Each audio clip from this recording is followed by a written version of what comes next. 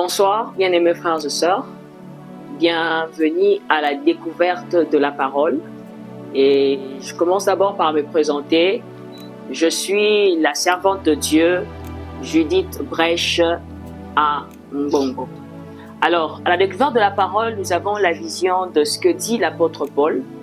L'apôtre Paul est en train de dire que je ne peux pas venir chez vous si je ne parle pas en connaissance, je dois parler dans la prophétie. Si je ne parle pas dans la prophétie, je dois au moins parler dans la doctrine. Et si je ne parle pas dans la doctrine, je dois au moins parler dans la révélation. Ici, l'apôtre Paul est en train de nous donner 4 bras de l'interprétation des Écritures. C'est-à-dire que pour l'apôtre Paul, pour interpréter l'Écriture, pour que le peuple de Dieu comprenne la parole, comprenne l'Écriture, il faudrait utiliser ces 4 bras, je me répète, la connaissance, la révélation, la doctrine et ensuite la prophétie. Et c'est un peu comme le table de pain de proposition. Vous allez remarquer que les tables de pain de proposition avaient 4 pieds. Et ces 4 pieds, c'est aussi l'explication de 4 bras de l'évangile. Pourquoi? Parce que les pains, c'est la parole. Vous serez d'accord avec moi que Jésus venant sur la terre, il est en train de dire « Je suis le pain de vie ». Mais Jean est en train de le témoigner comme étant la parole. Et nous comprenons que la parole, c'est les pains. Et le pain de proposition, c'est aussi l'explication de l'écriture sur la table de 4 pieds pour expliquer au peuple de Dieu, afin que le peuple de Dieu arrive à la compréhension. Et vous allez aussi remarquer qu'autour du trône, nous avons 4 êtres vivants qui expliquent celui qui est sur le trône. Et si nous allons aussi dans les livres de Genèse, vous allez constater avec moi qu'il y avait une fleuve à 4 bras qui arrosait les jardins. Or, le livre de Cantique nous dit que les jardins, c'est la femme. Et l'eau, nous comprenons que selon Ésaïe, l'eau, c'est la parole. Ce qui nous emmène à comprendre que les 4 branches qui arrosent le jardin, c'est ça le 4 bras de l'explication de l'écriture dont l'épouse qui est la femme doit connaître afin de croître et enfin de grandir dans la foi. Voilà un peu la vision dans la découverte de la parole. Ici, nous prêchons dans la connaissance. Ici, nous prêchons dans la révélation. Ici, nous prêchons dans la prophétie et aussi nous prêchons dans la doctrine. Mais nous insistons beaucoup plus sur la révélation et sur la prophétie. Alors, aujourd'hui, nous allons parler d'un thème très important. Je crois que c'est un thème que plusieurs personnes prêchent, plusieurs hommes de Dieu les prêchent tellement bien. Et aujourd'hui, nous aimerons tout simplement ajouter quelque chose de plus parce que nous sommes là en train de bâtir ensemble. Et aujourd'hui, j'aimerais aussi ajouter ma pierre dans cette pensée. Et notre pensée de ce soir, c'est tout simplement Anna Corée. Alors, nous allons rapidement lire la parole de Dieu. Nous sommes dans Juge 15. Nous sommes dans Juge 15. Je prends le verset 12. Il lui tire. Nous sommes descendus pour te lier, afin de te livrer entre les mains de Philistins. Samson leur dit, j'irai moi que vous ne me tuerez pas. Ils lui répondirent, non. Nous voulons seulement te lier et te livrer entre leurs mains plutôt, mais nous ne te ferons pas mourir. Et ils les lièrent avec 2 cordes neuves et ils le firent sortir du rocher. J'aimerais un peu sauter le verset 16. Juge 15, le verset 16. Et Samson dit, avec une mâchoire d'âne, un morceau d'eau, des morceaux, avec une mâchoire d'âne, je tuai 1000 hommes. Le verset 17. Quand il y achevait de parler, il jeta de sa main la mâchoire et l'on appela ce lieu Ramalech. Le verset 18, c'est là où se trouve notre thème. La Bible dit, pressé par la soif, il invoqua l'Éternel et dit, C'est toi qui as permis par la main de ton serviteur cette grande délivrance. Et maintenant, mourrai-je de soif et tomberai-je entre les mains d'un incirconcis. Le verset 19. Dieu fendit la cavité du rocher qui est à l'Éche, et il en sortit de l'eau. Samson vit, j'aime ce qui suit, son esprit se ranima et il reprit vie. C'est de là qu'on appela cette source en Corée. Elle existe encore aujourd'hui. Alléluia. Que le Seigneur nous bénisse abondamment. Notre thème de ce soir, notre thème c'est Anna Corée. Alléluia. Alors, je vais un peu suivre le processus de Jean dans le livre d'Apocalypse. La Bible déclare qu'il y a une voix qui va appeler Jean, mais une chose que Jean va faire, il va se retourner pour voir la voix. Ce qui m'emmène à comprendre que pour comprendre ce qui est devant, il faut d'abord il faut se retourner pour comprendre ce qui s'est passé avant ce qui arrive. Je vais aller dans Juge 14, parce que nous avons besoin d'une explication claire par rapport à ce qui vient de se passer dans Juge, le verset 15. Alléluia. Je suis dans Juge, le verset 14, parce que ici, j'aimerais expliquer quelque chose de très important. Écoutez ce que la Bible dit. Ici, c'est le début de toute chose. Samson descendit à Timna, et il y fit une femme parmi les filles de Philistins. Lorsqu'il fit remonter, il le déclara à son père et à sa mère et dit: le fils de Philistins, je vis une fille parmi les filles de Philistins. Prenez-la maintenant pour ma femme. Son père et sa mère lui dirent: y a-t-il point de femme parmi les filles de tes frères et dans tout notre peuple, que tu ailles prendre une femme chez les Philistins qui sont incirconcis? Et Samson dit à son père: prends-la pour moi, car elle me plaît. Son père et sa mère ne savaient pas que cela venait de l'Éternel, car Samson cherchait une occasion de dispute. Je saute par le verset 5. Samson descendit avec son père et sa mère à Timna. Lorsqu'il arriva aux vignes de Timna, voici un jeune lion rugissant vint à sa rencontre. Je pars directement dans le verset 7. Il descendit et parla à la femme, et elle lui plut.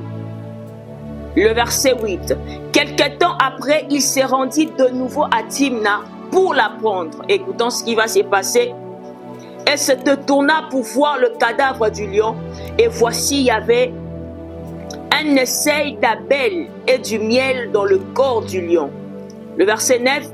Il prit entre ses mains le miel dont il mangea. Je pars dans le verset 10. Le père de Samson descendit chez la femme, et là Samson fit un festin, car c'était la coutume de jeunes gens. Lorsque vous allez continuer, vous allez constater que dans l'histoire, après que Samson a aimé sa femme, après que Samson a remarqué sa femme, lorsqu'il reviendra pour la deuxième fois, il va trouver que sa femme a été donnée par un autre homme. Et du coup, j'aimerais retourner dans le but de l'histoire. Vous allez comprendre que la Bible dit que Samson a vu une femme. Où était Samson? Où était positionné Samson? Samson était sur la montagne. Or, si vous allez, David est en train de dire que je lève mes yeux, d'où me viendra le secours? Je lève mes yeux sur une montagne, d'où me viendra le secours? Et la Bible dit, le secours me viendra de l'Éternel. C'est que dans la position de David, David voyait le trône de Dieu sur la montagne. David voyait le trône de Dieu positionné sur la montagne. Ce que nous comprenons que la position que Samson a explique la position qu'avait Dieu dans son trône. Alors, ce qui fera en sorte que Samson puisse descendre, c'est la femme que Samson avait remarquée. J'aimerais vous dire vrai, l'humanité était positionnée comme cette femme qui était perdue. Et Dieu dans les cieux, pour nous sauver, il a fallu qu'il puisse quitter comme Samson a quitté pour descendre là où nous étions. Mais il y a une chose qui va se passer lorsque Samson est descendu. Avant d'aller vers la femme, la Bible déclare que Samson sera face à un lion. Alléluia. Samson sera face à un lion. Pour venir et récupérer sa femme ou parler avec sa femme, Samson devait combattre. Le combat de Samson et des lions explique le combat du Christ à la croix de Golgotha pour nous récupérer comme étant sa femme, pour nous voir comme étant sa femme. Il a fallu que le Christ Seigneur, le véritable Samson, puisse combattre avec le lion à la croix de Golgotha, parce que la Bible déclare que le diable rougit comme un lion. C'est-à-dire qu'à la croix, il était question d'un combat d'un lion contre un lion. Mais sauf que notre lion à nous, le Seigneur Jésus-Christ, c'est le lion de la tribu de Juda.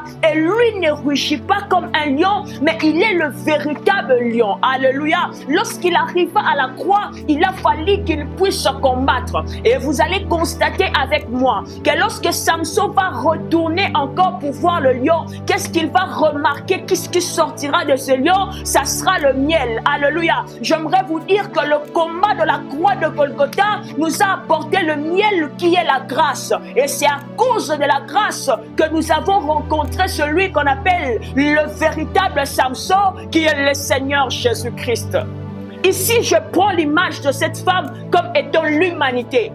L'humanité pour laquelle le Christ a combattu avec le lion à la croix de Golgotha. Mais j'aimerais aussi changer de positionnement, parce que vous serez d'accord avec moi que le vêtement de Joseph a plusieurs couleurs et la révélation a plusieurs facettes. Ici, je vais changer un peu de facette de révélation. Je vais prendre cette femme comme Israël. Vous serez d'accord avec moi que lorsque Jésus est venu sur la terre, écoutez, Jésus est en train de dire, je suis venu pour le brebis perdu de mon Père. En réalité, il parlait d'Israël. C'est-à-dire que s'il a quitté le ciel et qu'il est venu sur la terre, c'était pour Israël. Mais écoutez bien aimé, lorsque Samson va aller récupérer sa femme, son père est en train de dire à Samson, j'ai vu que tu n'aimais pas ta femme. C'est pourquoi je l'ai donnée à un autre homme. Et c'est là où est venue la colère de Samson. Et c'est là où est venue la colère de Samson. Vous allez voir que c'est après cela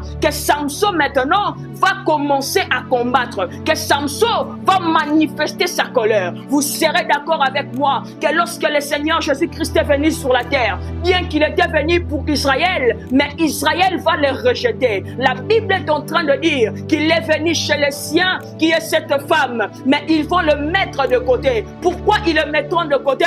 C'est à cause du Père. Or, le Père, c'est la loi. La loi ne permettait pas à Israël d'accepter le Seigneur Jésus-Christ. Parce qu'en réalité, Israël, lui, lorsqu'il s'agissait du Sauveur, il voyait un grand homme, un homme puissant. Peut-être qu'il va naître parmi le roi, mais il faut voir un homme qui est simple, un homme qui est fils du charpentier. Et du coup, ils n'arrivaient pas à comprendre qu'il soit leur sauveur. Et c'est ce qui fera qu'ils vont rejeter le Seigneur Jésus-Christ. Mais après avoir rejeté le Seigneur Jésus-Christ, vous allez constater avec moi que lorsque Jésus est venu sur la terre, par sa façon de parler, par sa façon de prêcher face à Israël, il empruntait une sorte de langage qui était vraiment dire face à ses peuples.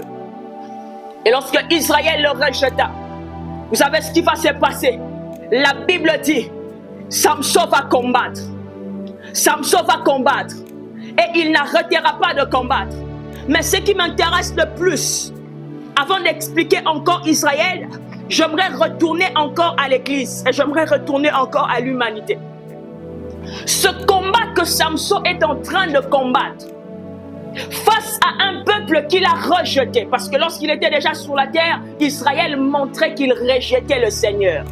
Bien qu'il s'est présenté comme étant Dieu, il montrait qu'il rejetait le Seigneur. À chaque fois que le Christ parlait, ils étaient là pour contredire. Alors, vous allez comprendre avec moi que ce combat de Samson va emmener Samson à la mort. Pourquoi? Lorsque nous lisons dans Juge, vous allez comprendre qu'après que Samson a bu de l'eau, la Bible est en train de déclarer que Samson a repris vie. Or, on ne peut que revivre si ce que nous avons fait nous avait tué. C'est-à-dire que les combats de Samson l'avaient tué. Or, le véritable homme qui a combattu et que son combat l'a tué, c'était le Seigneur Jésus-Christ à la croix de Golgotha. Mais vous serez d'accord avec moi, c'est là où Samson a perdu la vie, c'est là où l'eau va apparaître. J'aimerais vous dire vrai, c'est là où le Christ a perdu la vie à la croix de Golgotha que l'eau de vie est apparue. Or, en réalité, l'eau c'est la vie. C'est à la croix que nous avons reçu la vie. Voilà pourquoi j'aimerais te dire ceci. En Ancoré représente tout simplement la vie que nous avons reçue du Christ par son combat à la croix de Golgotha. Il a fallu qu'il puisse combattre comme Samson, malgré les rejets, à la croix de Golgotha. Vous serez d'accord avec moi que c'est les Juifs et les Romains qui l'ont crucifié. Le gens à qui il s'est donné, ce sont ces gens-là qui l'ont crucifié. Mais dans cette bataille, bien qu'il va perdre la vie, mais il va nous donner de l'eau. Le véritable en Ancoré, ce n'est pas ce qui se passe avec Samson, mais le véritable en Ancoré, c'est à la croix de Golgotha. C'est là où nous avons reçu l'eau de la vie. C'est là où nous qui étions morts, nous allons revivre à cause de ce acte. En Ancoré, c'était à la croix de Golgotha. Un homme se donnait, un homme a combattu. La vie du Seigneur Jésus-Christ sur la terre, c'était un combat. Alors qu'il descendait pour l'amour, Dieu, la Bible nous dit, car Dieu a tant aimé le monde qu'il a donné son Fils unique. C'est l'amour qui a poussé Samson à descendre. Mais il se trouve en train de combattre parce que sa femme lui a tourné le dos. Mais gloire à Dieu, c'est que j'aime, après le combat de Samson, la Bible est en train de déclarer qu'elle va se retrouver chez la femme prostituée. Alléluia. Je bénis le Seigneur pour cette femme prostituée parce qu'il représentait tout un peuple. Vous serez d'accord avec moi lorsque vous partez dans le livre de Osée. Vous allez comprendre que Dieu est en train de dire à Osée d'aller chercher une femme adultère. Et ça, c'était la première fois. La deuxième fois, il est en train de dire à Osée d'aller maintenant chercher la femme prostituée. Mais ce qui m'intéresse, c'est le prix que Dieu va dire à Osée d'acheter ces femmes. Il va dire d'acheter ces femmes à 15 cycles. Or, si on fait 15 plus 15, ça nous donne 30. Vous serez d'accord avec moi que Judas est en train de vendre le Seigneur Jésus-Christ à 30 cycles d'argent. C'est que cet prix où Jésus est monté à la croix, c'était pour le salut de des peuples, c'était pour Israël et c'était pour nous les nations. Samson qui se retrouve chez la femme prostituée, c'est l'explication du Seigneur Jésus-Christ qui a quitté Israël pour venir chez nous. Or, lorsqu'on parle de la femme prostituée, c'est une femme qui n'a pas un seul homme. Or, vous serez d'accord avec moi, lorsque vous lisez dans l'histoire, seul Israël avait un seul Dieu, mais nous les nations, on avait plusieurs dieux et chaque Dieu avait son utilité. On avait le Dieu de l'argent, on avait le Dieu qui guérissait, on avait plusieurs dieux. Voilà même pourquoi on avait appelé le Dieu d'Israël Elohim, parce que lui seul avait la capacité de faire toutes choses. Alors c'était nous la femme prostituée, mais Samson, le véritable Samson, après que Israël l'a rejeté, aujourd'hui il est avec nous. J'aimerais nous dire à l'église de Dieu, j'aimerais dire aux nations, ceux qui n'ont pas encore donné leur vie au Seigneur Jésus-Christ, la grâce est là, la vie a été donnée à la croix de Golgotha. En Ancoré, la vie a été donnée. Nous pouvons encore revivre. Tu peux revivre. Tu peux encore revivre. Le Seigneur peut te transformer. Le Seigneur peut te changer. J'invite quelqu'un à comprendre l'œuvre que le Seigneur a fait. Il est venu vers nous parce que nous l'avons accepté. Écoutez, je vais clôturer avec cette femme. Un jour, le Seigneur Jésus-Christ était avec ses disciples. Cette femme vient. Il dit à Jésus que l'un de ses enfants était malade. Jésus va dire à cette femme, mais non, le pain des enfants, on ne le donne pas aux chats. Mais comment Jésus peut traiter quelqu'un de chat? Mais j'aime l'humilité de cette femme, parce que son humilité était prophétique. Il est en train de dire à Jésus, ce n'est pas un problème, même si tu n'es pas venu pour nous. J'aimerais l'interpréter comme ça, ce n'est pas un problème, mais le pain des enfants, les chats aussi peuvent manger les déchets. C'est-à-dire que les poussières qui tombent de la table, les chiens aussi peuvent les manger. Or, ce que cette femme est en train de faire, il est tout simplement en train d'interpréter l'œuvre de la croix. Vous savez, Jésus-Christ lui-même était le pain de vie. Mais pour que nous, les chiens qui étaient les nations, nous puissions bénéficier de cette vie qui vient du pain, le pain devait être coupé. Or, le pain qui est coupé, c'est ça la mort. Il a fallu que le véritable pain qui est lui-même le Seigneur Jésus-Christ soit coupé à la croix de Golgotha, afin que nous, les chiens, nous puissions bénéficier de cette alliance. Je bénis le Seigneur parce qu'il a combattu comme le véritable Samson. Bien qu'il a perdu la vie, mais il nous a donné la vie. Il est aussi le véritable Rachel. Il est en train de perdre la vie, mais il est en train de donner Benjamin. Oh, la mort d'un homme nous a donné la vie. Voilà pourquoi j'aime ce que la Bible dit. J'aime ce que Salomon le sage est en train de dire. Il est en train de dire que les gens sont heureux au temps du deuil. Lorsqu'il y a le deuil, les gens sont heureux. Là, je me pose des questions. Je me dis, mais comment c'est possible? Ce qui m'a koufi, ne bisika bato baso lela. Ce qui m'a koufi, ne bisika bato baso mawa. Mais comment il est en train de dire que jour ya matanga, neza jour ya esengo. J'ai compris que matanga ya solo, oh esepeli sa mitema na biso parce que bikisaka biso, c'était à la croix de Golgotha. C'était à la croix de Golgotha. Samson est encore en train de dire que l'argent répond à tout. Mais Salomon plutôt est en train de dire que l'argent répond à tout. Je me pose des questions. Il y a les millionnaires qui nous ont quittés. Il y a des hommes riches qui nous ont quittés. J'ai compris une chose, que l'argent qui répond à tout, c'est le sang qui a été versé à la croix de Golgotha. Car c'est ce sang-là qui a tout arraché, qui a tout acheté et qui a la capacité de tout acheter. Le véritable argent qui répond à tout, c'est le Seigneur Jésus. Celui qui a Jésus a tout. Celui qui a Jésus peut aller partout. Celui qui a Jésus peut tout faire. Bien-aimés frères et sœurs, toi qui n'as pas encore donné ta vie en Jésus, je t'annonce en Corée. Je t'annonce en Corée, à la croix de Golgotha, la vie a été donnée pour toi. Un homme a combattu. Le véritable Samson a combattu pour te donner la vie. Et si tu es là et que tu comprends ce combat, bien qu'il était mort, les gens pouvaient regarder Jésus comme étant faible. Mais en réalité, il était en train de combattre. La Bible est en train de dire qu'il a livré le diable en spectacle. Et pendant qu'il était là, très faible et fatigué, la Bible dit qu'il a déchiré l'acte et les ordonnances que nous combattons, que nous retenaient. C'est-à-dire que dans ce combat aussi faible, il était en train de vaincre. En Corée, la vie nous a été donnée. À la croix de Golgotha, et donnons nos vies à Jésus et nous vivrons le miracle. Amen. Que le Seigneur vous bénisse abondamment. Nous sommes à la découverte de la parole. À très prochaine.